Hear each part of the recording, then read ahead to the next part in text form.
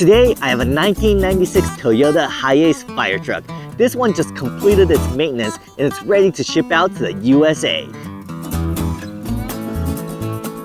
Japanese fire trucks have become popular imports for outdoor enthusiasts to transform into campers.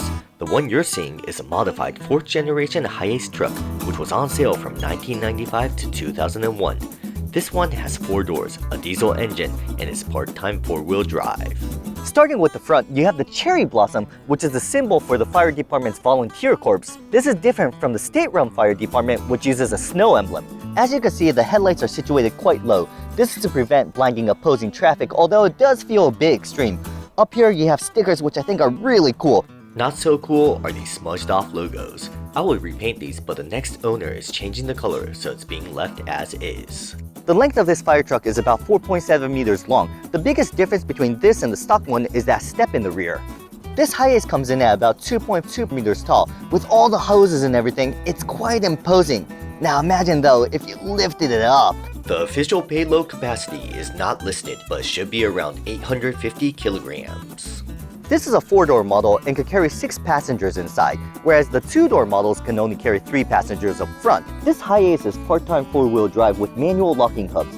In order to engage 4-wheel drive, you rotate the locking hub from free to lock, then you press a button on the dash. Coming down low, you have steps for easy entry and exit access. You also have an exposed fuel cap and a fuel tank. The fuel cap locks and can be opened with the car key.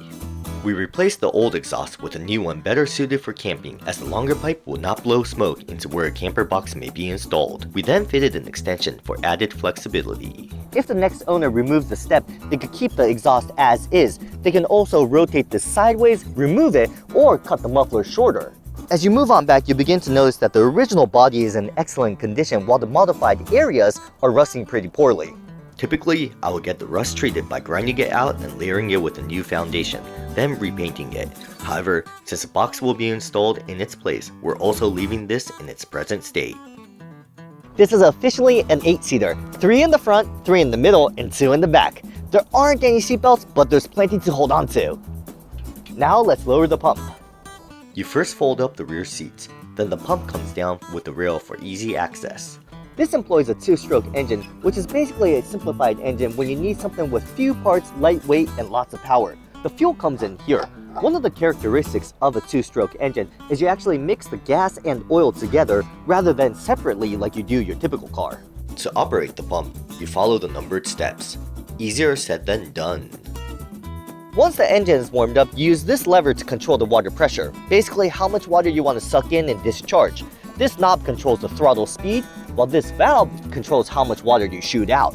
That end connects to the pump, while this end sucks in the water. You also have these to shoot out the water, but unfortunately it's missing the piece that connects this to the pump.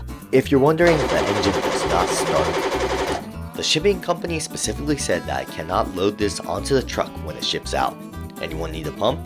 Moving on, they left the manhole cover opener, but they took away the axe. The spare tire is underneath the truck. To access it, you use a crank and stick it in here and rotate it until the tire comes down. I imagine these hooks kept the wiring in place as they connected to the siren, which is no longer there. Coming to the left-hand side, if you look closely, you can make out the backpack and ladder. And here they are in action. Underneath the passenger seat is Toyota's 3L diesel engine. It's a 2.8 liter naturally aspirated straight 4 with 90 horsepower. The same engine can be found in the Land Cruiser Prados, Dyna trucks, and Hiluxes. Jumping inside, the interior is very bland compared to the exterior. However, everything is very solidly built, so you don't have to worry about things breaking all over the place. This thing isn't loaded with features, but you do have your storage space here, which could be turned into a navigation, or maybe you could put on a tablet, although that will kind of ruin the aesthetic of the retro style. You also have a cup holder and a tray.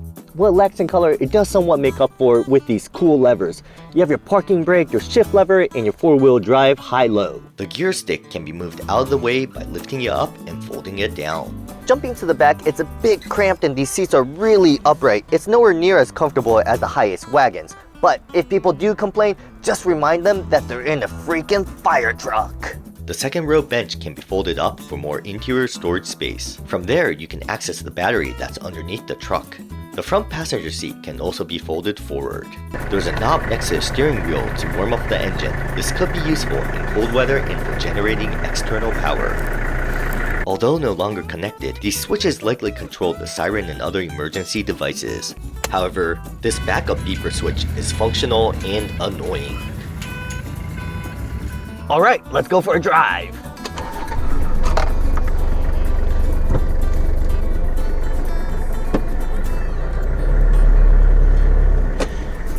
Whoa! Alright, driving the HiAce Firetruck. Now, what's crazy about this car is that the exterior is amazingly wild, but the interior is so subdued, so when you're driving this, you almost don't realize that you're in a fire truck.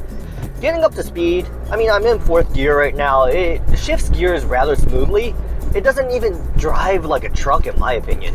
The scariest part about this car is when you back up, you really don't have the visibility behind you because you don't know where that step is. Stop that! I'm a fire truck, get out of my way. The handling is not superb, the turning radius isn't that great at all, but it's what you'd expect.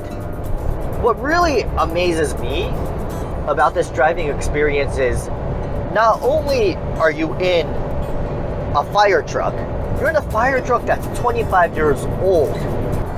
The ride comfort, I think, is the biggest part where you notice the difference between the HiAce wagons. The HiAce wagons are geared a lot more towards comfort, whereas this, you feel the vibrations a lot more. Here's the thing, driving this, just the driving experience, right, isn't the most exciting thing in the world. You have to kind of couple it together with the exterior and remind yourself that you're in this crazy fire truck. And like going around the town, if you have kids or, whenever you see kids in the streets, they're always like waving. Like, it's a fire truck! And it's those type of moments that set you back to reality and you're like, oh yeah, that's right, I'm driving a fire truck. The HiAce Firetruck isn't the most exciting drive, but it still manages to be loads of fun. A little creativity can go a long way in making this the camper of your dreams. Thanks for watching.